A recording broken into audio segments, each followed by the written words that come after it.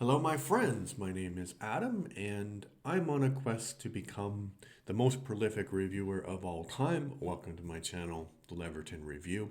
And today we are doing a review of a docuseries called Trust Me, The False Prophet, and it is put together by two people, Christine Marie, who is listed as a cult expert, and Tolga Katas, her husband, who is like he basically makes music videos. He's a cinematographer, videographer for music videos. And what happens is, and I don't know why exactly they do this, it's not clear. They buy a ranch in a very unique town. Um, and probably the reason they bought the ranch there is because they got a very good deal on the property. Because um, the town itself, the name of the town is not famous, but what happened there is super famous. And this is kind of a sequel documentary to another great series called, I want to get the title right, Keep Sweet, Pray, and Obey. And the subtitle, yeah, that's Keep Sweet, Pray, and Obey. So, the first series documents the rise and fall of a guy named Warren Jeffs. And Warren Jeffs was the leader of the Fundamentalist Church of the Latter-day Saints. And if you don't know that terminology, the Latter-day Saints are the Mormons. And fundamentalists, so we're talking about fundamentalist Mormons. And I think in America you can say what a Mormon is and people will understand, kind of, if they have any experience with that religion. But if you don't know, if you're not American, a Mormon uh, is, it's really hard to explain, but basically about 200 years ago there was this guy named Joseph Smith. And Joseph Smith either had a revelation or was a con man, depending on how you believe, what you believe. And the revelation or the con artistry brought him to this place where there were these golden tablets, which no one else ever saw. But he translated the golden tablets, and these golden tablets ended up becoming the Book of Mormon. And what the Book of Mormon is, it's basically like this idea that the the New World, so America, actually was visited by the 12 tribes of Israel, so that's where they went. So basically, modern day Israel is not the the inheritors of this promised land, of the Bible, all of that. So all of this stuff that's happening in Israel and Palestine right now, according to Mormons, is completely misguided because the real tribes of Israel went to America, and the Mormons are actually the inheritors of those people. So, um, and that claim has been very controversial since the religion started.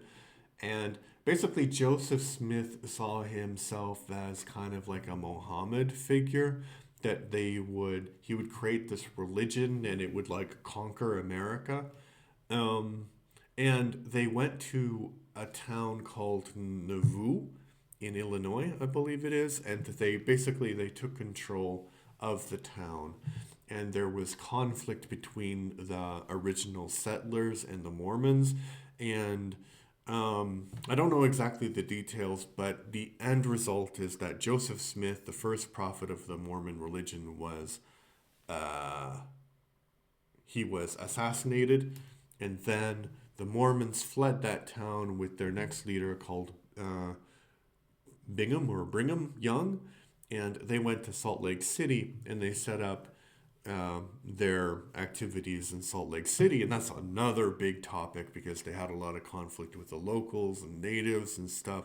But basically, they created their own kind of like community there called Deseret, and it was in conflict with the not the Gentiles, they would say, so basically the Christians, um, and It's really, really weird because if you ask Mormons, they would say that they're Christian. And if you ask other Christian groups, they would say that they're not Christian. And I don't want to go into a whole big theological debate, but I would say it's kind of like they're not. Because, like, the definition of Christianity is that you believe in the Nicene Creed. So basically, they might say that they believe in that, but why all of this other stuff? Because if you're Christian, it doesn't really matter if the 12 tribes went to America or not. But for the Mormons, it's super, super important. So anyway, they go to this place called Deseret, which is basically modern day Utah, and they have conflict between the American government. And I'm really simplifying the story, but basically the conflict revolves around the fact that because Smith saw himself as sort of like Muhammad, one famous thing about Islam is that it's a polygamous religion. Men can have more than one wife.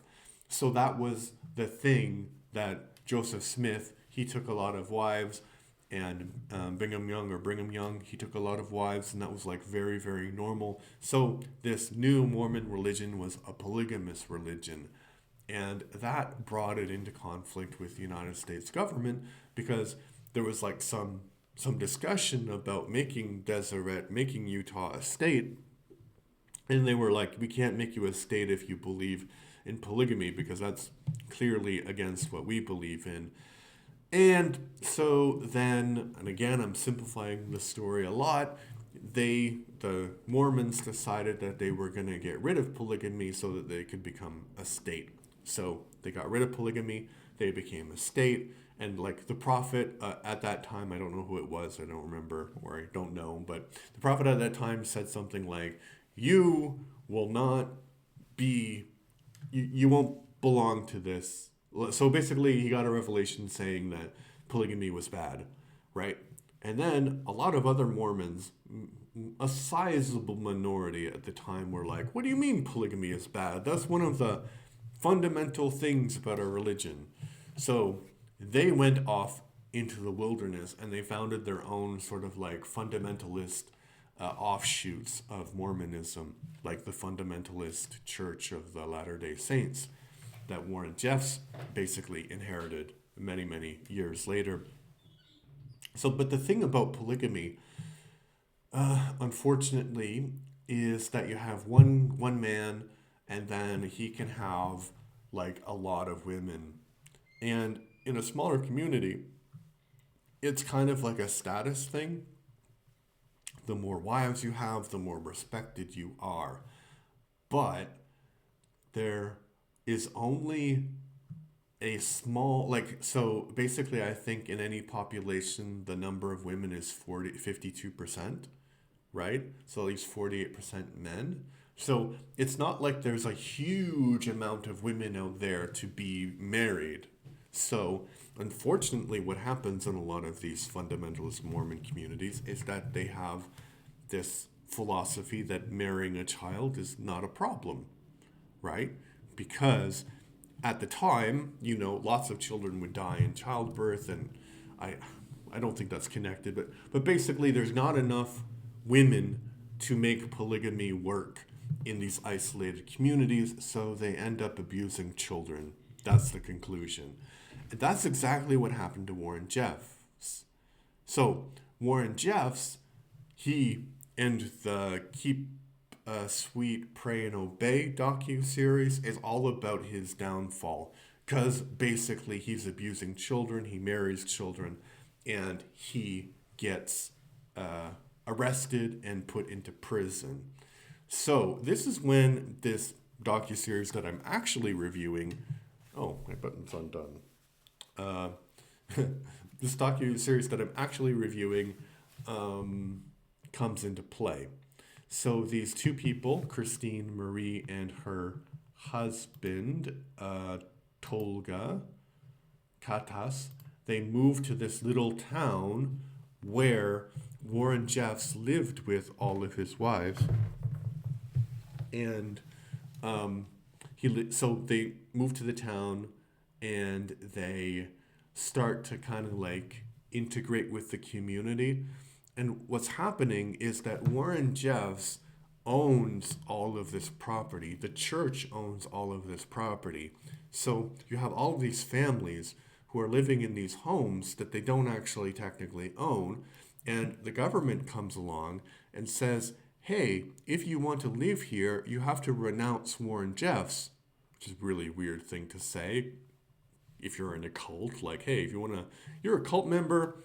Because, but yeah, what happened, that's the important part, is that his property was confiscated by the federal government for his crimes. So it doesn't belong to Warren Jeffs anymore. It belongs to the federal government. And the federal government is saying, like, if you want to keep this property, you have to renounce the cult, which is pretty hard thing for people to do who are inside the cult, and that just makes the government look very heavy-handed.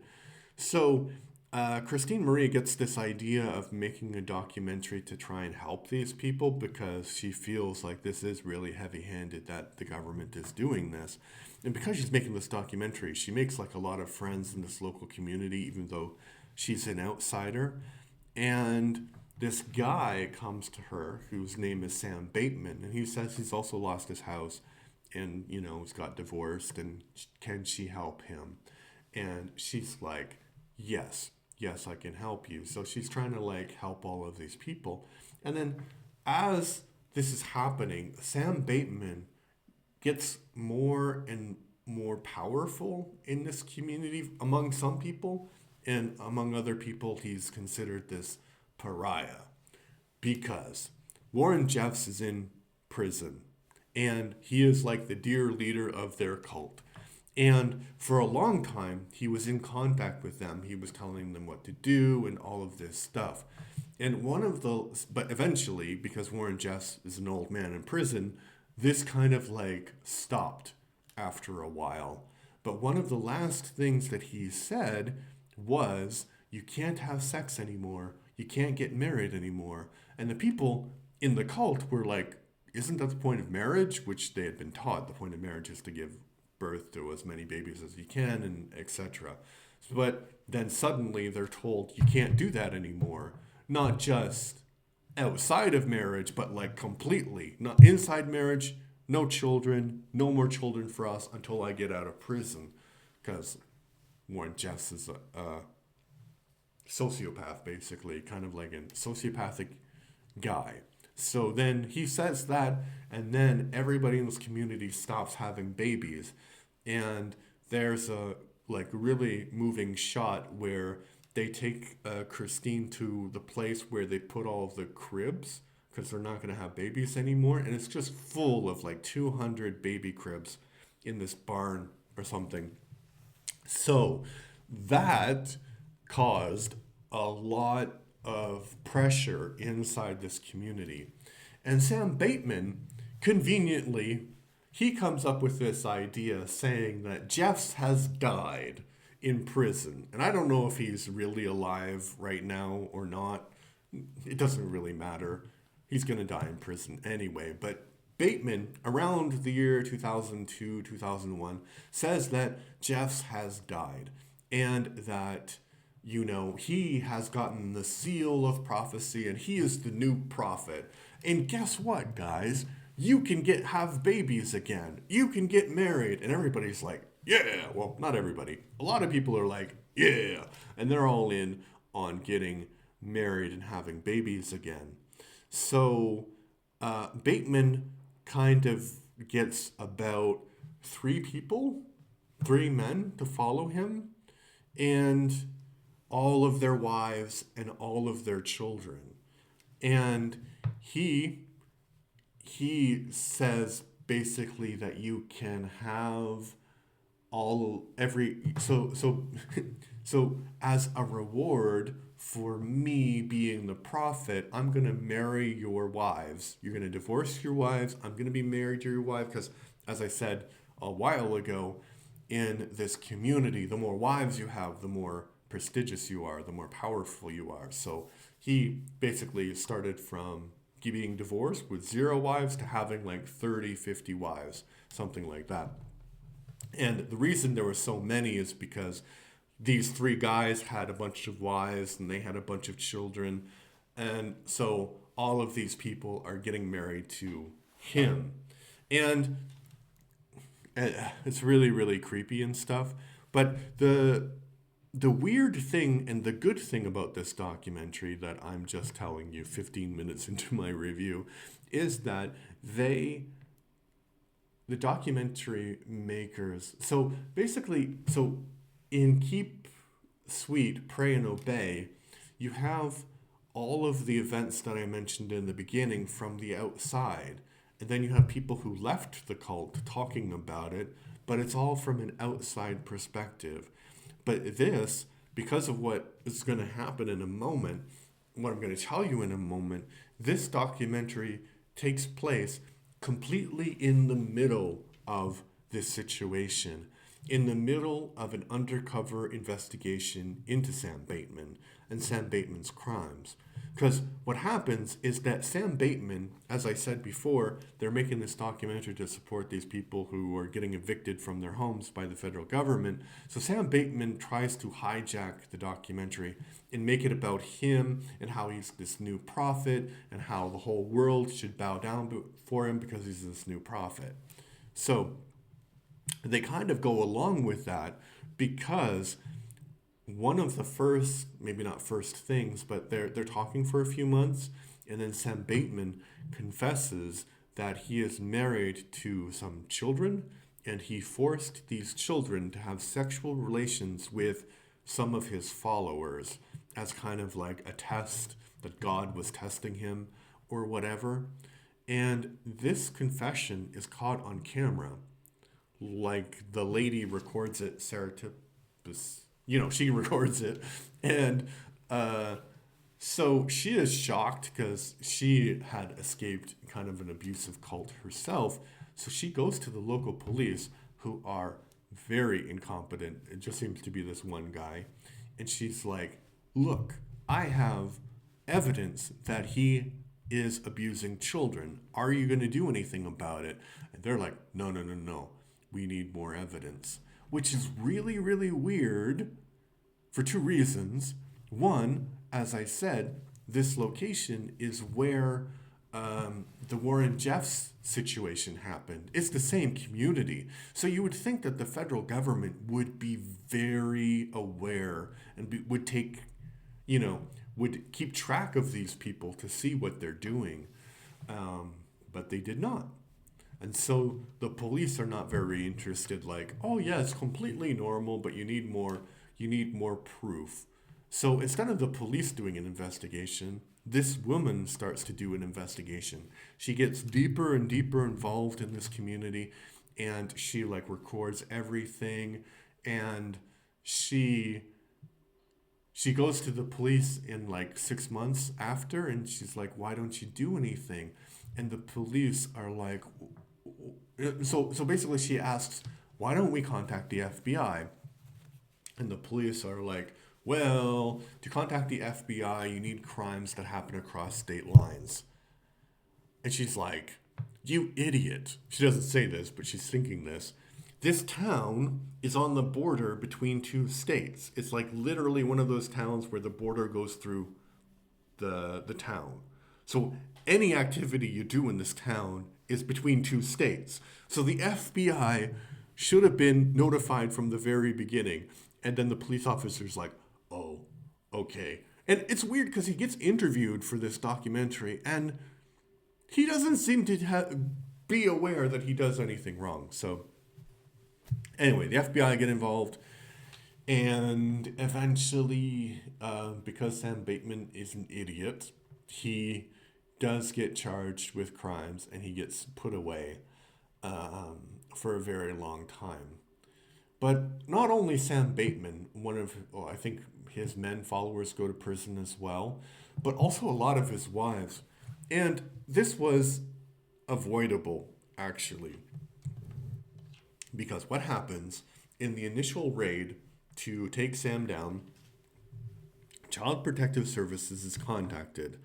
And the documentary doesn't make it clear by whom, but I think it's the FBI, because the FBI is like, oh, we have no idea who contacted Child Protective Services. It wasn't us. And I think that the local police is kind of incompetent because, um, so that's one thing. I don't think that they would have contacted the Child Protective Services because they that wouldn't have come up in their brains to contact the Child Protective Services. But the other thing is that, um, they didn't know the date of the raid, right?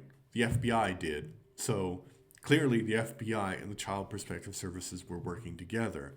So the raid happens, and the underage, because maybe I didn't mention this, but he was married to a bunch of girls, underage girls. So there are about like 8, 9, 10 of them. I don't know. So they are taken away to protective custody, obviously, because they've been abused. And so, but what happens is, so the the FBI are preparing to charge, or they're preparing trials. So Bateman is in prison, but he's still in contact with people on the outside, and the adult wives, get in contact somehow with the people in child protective services, even though they're not supposed to have any contact because they don't do a very good job. And Child Protective Services, for some reason, has the information about who informed on Bateman. So these two people, the husband and wife duo, they were the ones who informed. So, but they're still embedded with this community, right? So they get so basically the underage girls tell the people on the outside that the documentary makers informed on them, and they're like really really pissed, and they're like saying all these bad things to them, but which is, I don't know, on the one hand understandable because you've been betrayed, but on the other hand they were betraying you because your cult was abusing children. But anyway, what happens is the people on the outside, they talk to Bateman and they ask him like, what should you do? And Bateman is like, you need to go and rescue the kids. And rescue the kids. So they have this interview with this one wife named Naomi, who seems to be like one of those like true believers, and she asks him like, what's going to happen to us, you know, what will they do to us if we're caught? And Bateman, because Bateman is an idiot, which I'll get to in a moment, Bateman is like, oh, nothing's going to happen, right?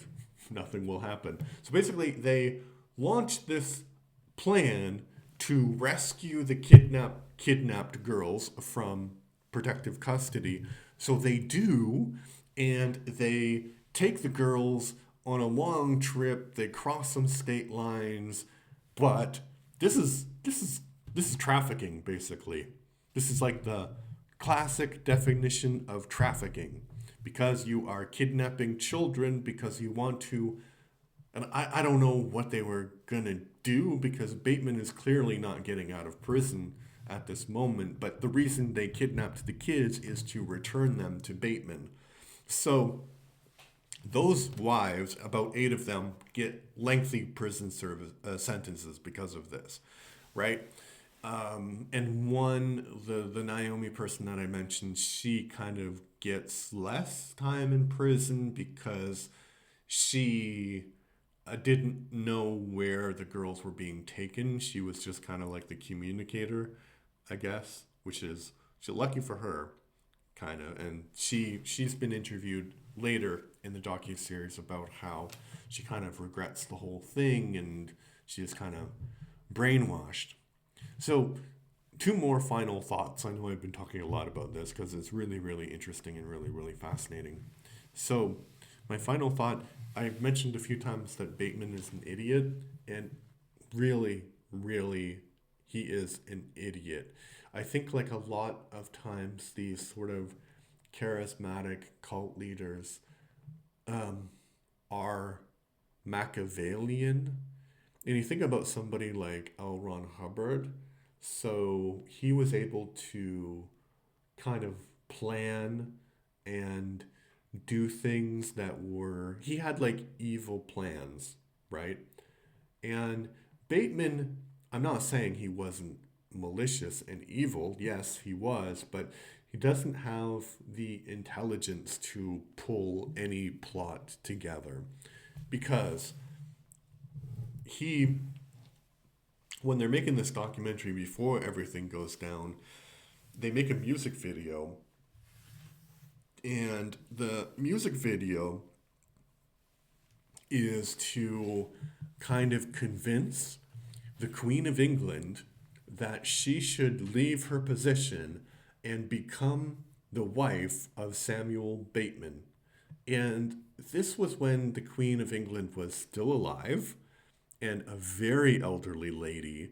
Like, why would you think that that woman would leave her position and go live in Arizona in the middle of the desert? This little tiny British lady. Like, no, that's not going to happen. And yeah, he just gives this, you know, and I think my feeling is that they had to work harder to bring Jeffs down because he was careful about a lot of things that Bateman was not.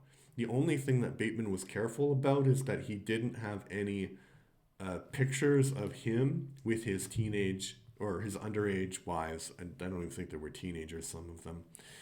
So, but he did confess to outsiders that he had basically trafficked his underage wives to other guys, right? So it's really, really weird. But the other thing that maybe is not an excuse for this behavior, but an explanation, is that all of these people grew up in this cult. So if you don't grow up in the cult, you can clearly see that this behavior is strange, immoral, and wrong. But if you grow up in the cult and they tell you that everything that Warren Jeffs does is holy, he's a righteous man, he would never do anything evil, and if Warren Jeffs is married to a bunch of children, you'll think, yeah, it's normal to be married to children. Of course. So I think that's maybe why Bateman didn't really realize that you shouldn't be confessing your sex crimes to strangers. I don't know. Because on the one hand, I don't know how isolated these people are because they have phones. I don't know. I don't know if they watch television or whatever, but they must. Their their accents seem like it may be a little bit uneducated, but it's normal standard American English. It's not like they don't have any contact with the outside world. They're not Amish, is what I'm saying. So, how would they not know what society feels about this? Right? And probably Warren Jeffs was, preaching like, yes, the outside world thinks this is evil. So, if the outside world thinks it's evil, why would you confess it? So, Bateman is an idiot, a horrible, evil idiot, and he's in prison for the rest of his life. Great.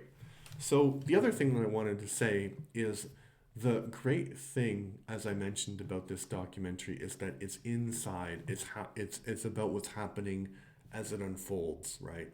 And it's very, very good in that way. And also you get many different perspectives on this situation.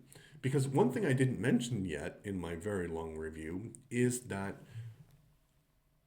there was this conflict, or maybe I briefly hinted at it. There was a conflict between the people who were pro Jeffs and the people who were pro Bateman.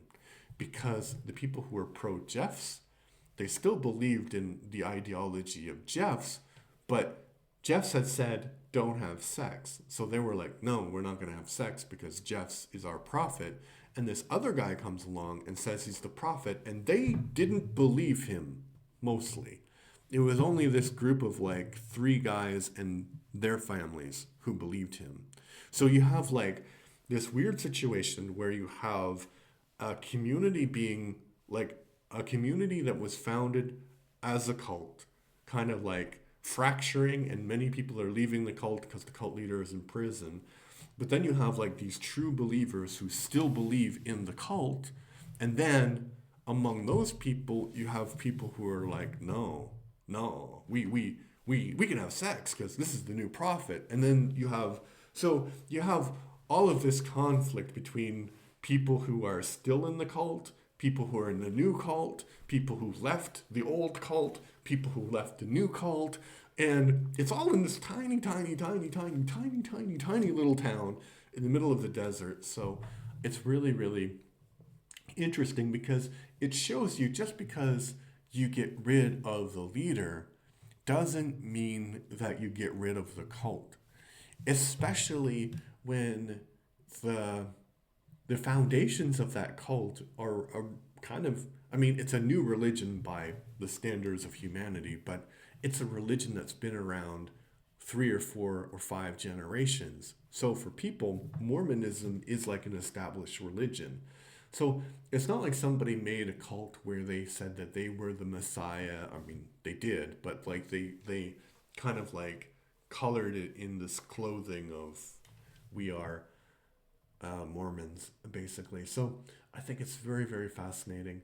And unfortunately, I think that this docu-series is going to be a trilogy because I think in another 10 years, there's going to be some other guy or woman who's going to like take up the mantle that Jeffson Bateman lost.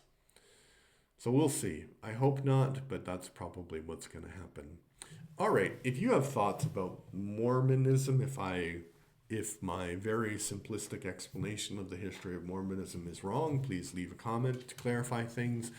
If you had some thoughts about this specific situation in Arizona, please leave a thought. If you like my review style, please leave a like. Please subscribe to the channel. Thank you. Bye-bye.